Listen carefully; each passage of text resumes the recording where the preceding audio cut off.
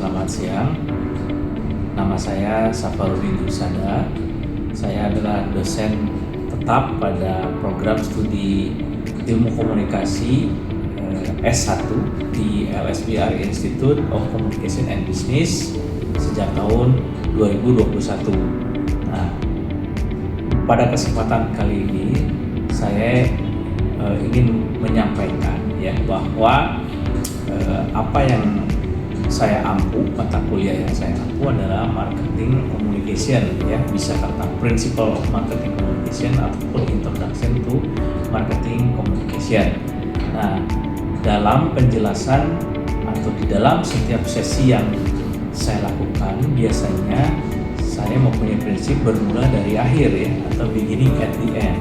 Jadi setiap membahas sebuah topik dari marketing communication, saya selalu dengan memakai video-video terbaru ya tentang kegiatan marketing communication, sehingga mahasiswa bisa dengan mudah memahami ataupun berinteraksi dalam kegiatan perkuliahan di kelas. Demikian pula saya juga suka menggunakan aplikasi ya, LMS ataupun apapun yang bisa membantu mahasiswa mendapatkan banyak hal ya, karena memang target kita adalah outcome based education ya, sehingga mahasiswa bukan soal memahami saja, tetapi apa yang diperoleh, apa yang didapat dari proses perkuliahan tersebut. Bismillahirrahmanirrahim. Assalamualaikum warahmatullahi wabarakatuh. Selamat pagi semuanya, saudara-saudara semua berkenan hadir di sesi kali ini. Nah, sesi kali ini saya ingin berbicara tentang Marcomics ya, salah satu di mata kuliah Introduction to Marketing Communication. Sebetulnya ini udah di sesi ke-6 atau ke-7 ya, ini kita udah masuk di sesi ini. Nah, ini advertising dan sales promotion. Nah, semoga kalian semua dalam keadaan sehat ya. Nah, pada pertemuan kali ini saya ingin coba mengajukan beberapa pertanyaan ya. Sebetulnya nanti kita bisa jawab ya. Nah, sebetulnya kalau pertanyaan yang bisa kita sering temui di hari-hari adalah mengapa misalnya kita rela ya membeli kopi. Sebenarnya kita tahu model kopi berapa sih, tapi kan dengan beli di toko yang terkenal bisa 60.000 gitu kan, 100.000 kadang-kadang ya, beribu teks dan sebagainya. Nah, apakah itu betul-betul karena kualitasnya? Nah, ini pertanyaan ya. Kemudian, atau karena mereknya? Ini kan seringkali saya juga merasakan, oh kenapa sih orang ramai beli di situ? Apa karena kualitasnya atau kopinya enak? Kemudian, atau karena iklannya yang membuat kita percaya untuk membeli produk kita? Nah, jawaban dari pertanyaan itu akan kita coba jawab di hari ini, pertemuan kali ini. Kenapa sih kita perlu advertising? Ya, kenapa kita perlu sales promotion? Karena sebetulnya kalau iklan, apakah iklan ini berjangka pendek atau jangka panjang? Nah, itu diharapkan ya, karena sejujurnya kalau memang kita tidak pernah melakukan advertising, maka sebetulnya mudah direbut oleh kompetitor seperti materi sebelumnya ya. Baik, sebelum saya masuk ke materi periklanan atau advertising dan sales promotion ini, saya ingin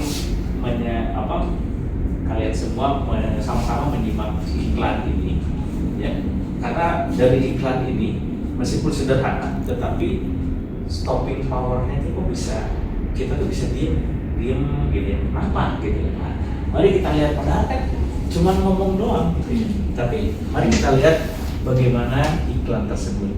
Apa sih yang membuat iklan ini kuat ya? Nah, silakan nanti kalian boleh tanya. Nah, ini kita Hey guys, ayo berpikir jernih. Apa iya dengan mencampur sendiri es batu, rasa lemon dan gelembung bisa seenak dan senyegerin segelas Sprite? Boleh aja dicoba, tapi nyatanya susah. Menurut kamu itu tidak penting? Nyatanya Kamu jadi nontonin iklan ini selama lebih dari 20 detik. Dan sekarang kamu jadi haus dan pengen minum Sprite. Sprite nyatanya nyegerin. Hai guys, ayo berpikir jernih. Nyatanya hidup gak kayak drama Korea.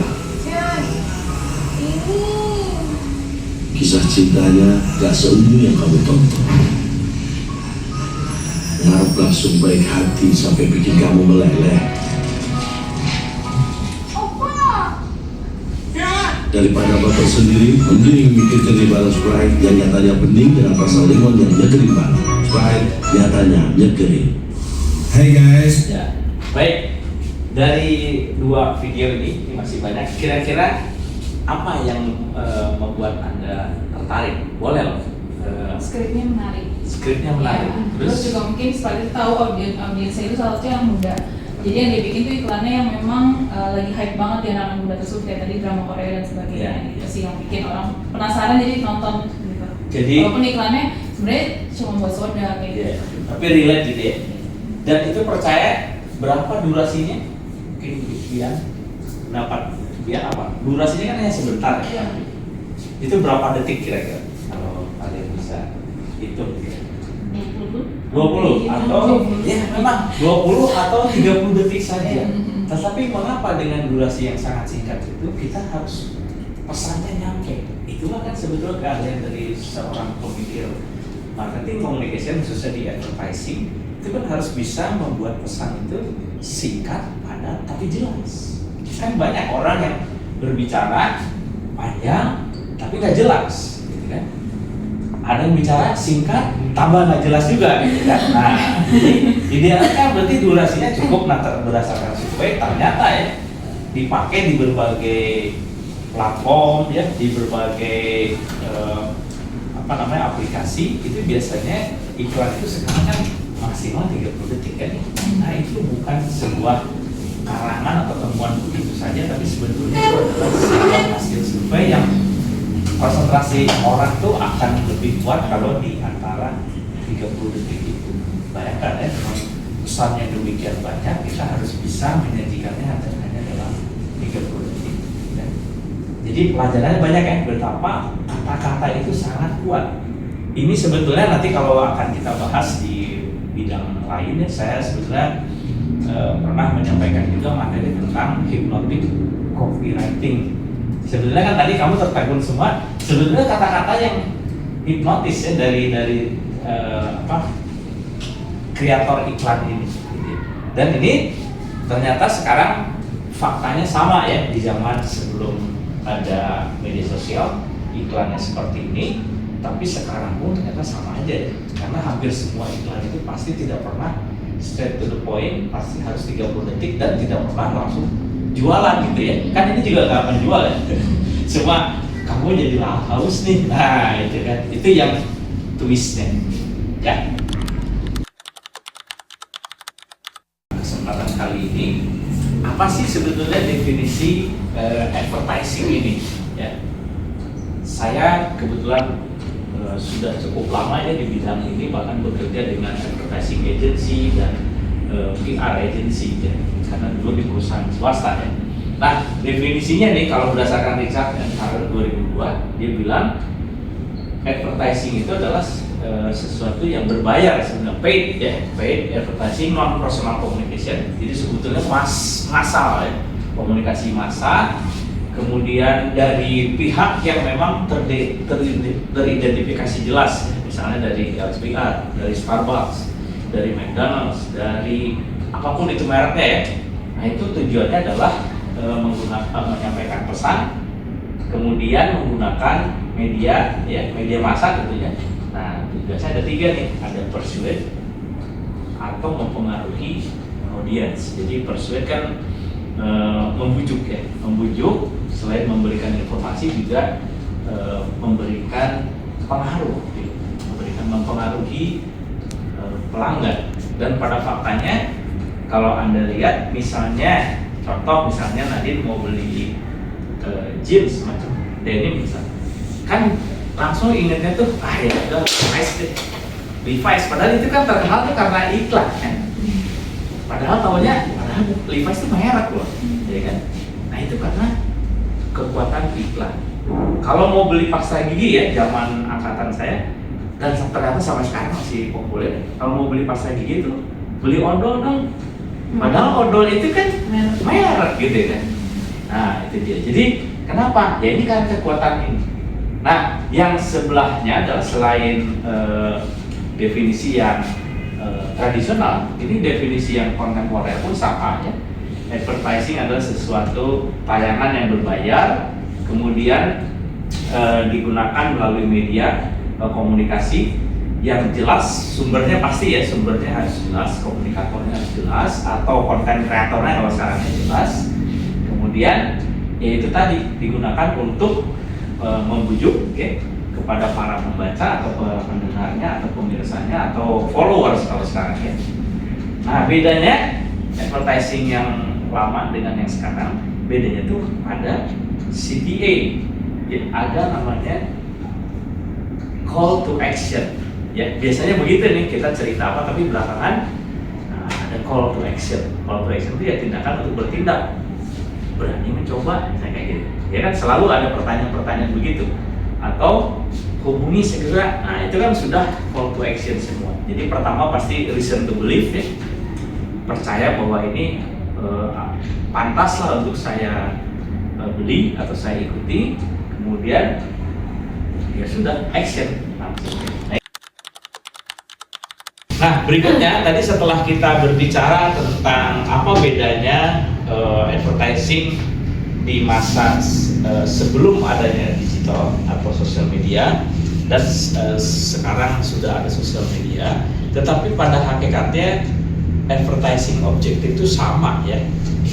Nah, biasanya para pemasar ini menggunakan iklan ya untuk mencapai tujuan mereka atau objektif mereka adalah tiga hal ini: to perform, to persuade, to remind ya.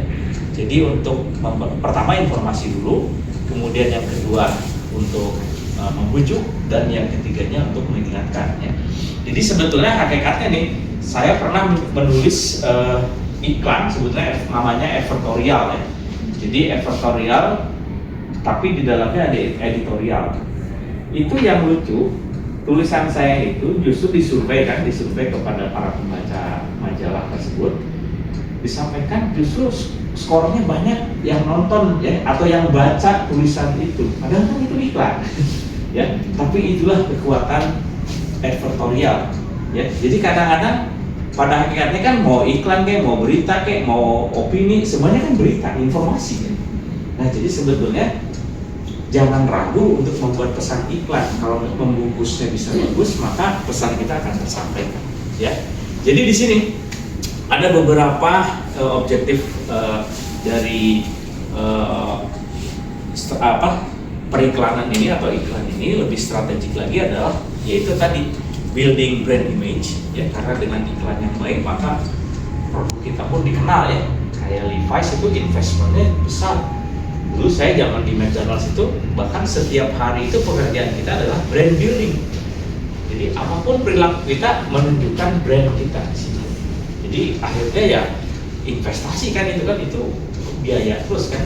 Kita memberikan misalnya memberikan makanan kepada fakir miskin di sekitar restoran misalnya, itu juga kan sama upaya membangun image kan. Ya bukan berarti tidak ikhlas, tapi memang tujuannya untuk semua tahu tentang brand kita, betapa brand kita peduli. Kemudian nah itu yang keduanya adalah creating awareness, jadi menarik perhatian audience. Yang ketiganya adalah stimulating action. Nah kembali lagi ada stimulating action ya, call to action itu. Dan yang ketiga adalah awareness reinforcement, jadi lebih menekankan lagi, menguatkan lagi. Jadi itu sebetulnya Anda bisa lihat tadi iklan Sprite ya, Cak Lontong itu Anda tahu Sprite itu sebelum Nadine lahir pun sudah ada kan ya. Sebelum Eva lahir itu sudah ada. Coca-Cola ada ya. Bahkan sebelum saya lahir loh, karena itu tahun 40-an. Saya lahir tahun 60-an ya. Itu sudah ada Coca-Cola. Atau grupnya Sprite dan Fanta ya. Tapi sampai sekarang tetap relevan. Karena apa? Karena advertising ngikutin zamannya gitu loh. advertisingnya begini, senangnya dengan stand up komedi misalnya kayak gitu kan, itu kan stand up kan, monolog gitu kan, tetapi membuat kita tertegun dengan itu. Nah ini baik. Berikutnya ini salah satu bagian yang paling penting ya. Tentu saja tidak bisa dilupakan ya, karena membuat iklan kan investmentnya besar sekali ya, biayanya besar sekali. Jadi pernah saya membuat iklan itu hanya untuk durasi 1 menit, tapi persiapannya dan sebagainya, produksinya itu bisa mencapai 1 miliar rupiah misalnya. Jadi saya pernah terlibat di situ. Tetapi itu belum termasuk penayangannya gitu. Penayangannya biaya lagi gitu. Berapa banyak lagi harus disediakan ya. Nah, di sini yang berkenaan dengan apa manfaatnya atau kontribusi advertising kepada profit perusahaan, kan ujungnya harus ada bottom line-nya kan, profit perusahaan. Nah, bagaimana iklan bisa menghasilkan keuntungan? Nah, advertising kan meningkatkan nilai sebuah merek. Intinya itu ya, dengan adanya advertising iklan kita dikenal. Nah, akibatnya konsumen bersedia, tadi di awal pertanyaan itu, kenapa kamu bisa berani membayar mahal produknya? Apple, ya, iPhone, itu kan kalau dibongkar kan juga berapa sih? Tetapi karena ada Apple-nya itu, kan kamu gengsinya kan? Ya kalau bukan Apple mah ya, bukan iPhone ya, bukan handphone gitu kan? Nah kayak saya pakai handphone kentang gitu kan, biasa aja gitu kan. Tapi kalau iPhone kan tetap beda ya. Kalau di foto pengen pakai iPhone gitu kan. Nah itu apa? Memang tujuannya itu. Salah satu kekuatan pemikir iklannya Apple zaman dulu, sejak zaman masih ada Steve Jobs, memang tujuannya dengan adanya iklan yang baik, dan memang dulu tidak pernah beriklan Apple itu, justru malah diiklankan oleh pihak lain. Tapi brand buildingnya ini yang kuat sehingga dia bisa menjual produknya dengan sangat mahal. Ya. Nah ini manfaat dari advertising, punya kontribusi terhadap peningkatan profit dari perusahaannya. Kalau penjualannya tinggi, harganya mahal, tentu profitnya besar kan. Penjualannya misalnya produknya mahal tapi volumenya sedikit, tapi karena profitnya atau profit marginnya besar, maka keuntungannya besar. Tapi ada kan produk-produk yang dijual murah banget kan, tapi volumenya yang luar biasa besar. Jadi keuntungan yang sedikit tapi dari volume yang besar, ada juga besar juga. Nah itu mirip seperti Coca-Cola. Coba mana ada brand selain Coca-Cola yang bisa mensponsori World Cup nih, bulan ini lagi rame sekali ya World Cup ya. Itu Coca-Cola, coba ya, nggak pernah. Jadi artinya yang punya uang banyak pun belum tentu bisa sponsor di situ, karena kekuatan massa dan kekuatan uangnya kan, itu mata uangnya sekarang kan traffic ya. Nah kalau dulu kan user atau pengguna produk kita ya, semakin banyak yang menggunakan produk kita, maka semakin besar keuntungan atau potensi pendapatan yang kita kumpulkan. Nah di sini ya, inilah istimewanya advertising ya. Berikutnya, dengan adanya advertising juga meningkatkan konsumsi, memperluas distribusi sehingga biaya pemasaran menjadi lebih efisien. Ya. Kan makin murah sekarang ya, posting di Instagram atau di Facebook, ya, segmented sekali ya, ataupun hanya kepada siapa aja, misalnya biar mau menjual sepatu warna putih gitu kan. Nah, udah dicari tuh, oke, sepatunya warnanya putih. Berapa orang yang suka sepatu yang warna putih, kan itu di Facebook bisa ada datanya. Dari mana itu bisa seperti itu? Ternyata memang dari mutual friends yang kan mirip-mirip gitu. Biasanya kan mutual friends kan dekat-dekat ya ke sifatnya atau apa. Di situ ketahuan jumlahnya ada. Oh ternyata yang senang pakai sepatu putih untuk di Jakarta Jabodetabek saja ada 5 juta. Kalau misalnya jualan ke 5 juta orang, masa sih nggak ada satupun yang beli ya? 2-3% pasti dapat. Nah itu jumlahnya harus bagus. Ya, jadi itu antara lain manfaat dari advertising. Semakin kuat sebuah brand, semakin sulit pesaing mengambil pasar kita. Nah inilah alasan kuat ya mengapa perusahaan global menginvestasikan miliaran rupiah untuk kegiatan advertising. Ya, ini tujuannya karena semakin tinggi profil kita di iklan, semakin besar yang menyaksikan produk kita, kinerja produk kita. Itu saya kira sebagai penutup hari ini betapa besarnya manfaat advertising, karena kita tadi bisa mengubah semuanya, persepsi orang pun akan bisa berubah. Yang tadinya ragu untuk membeli, tapi karena dengan iklan yang konsisten terus menerus akhirnya bisa membeli lagi. Ya. Demikian perkenalan singkat ini. Terima kasih dan wassalamualaikum warahmatullahi wabarakatuh.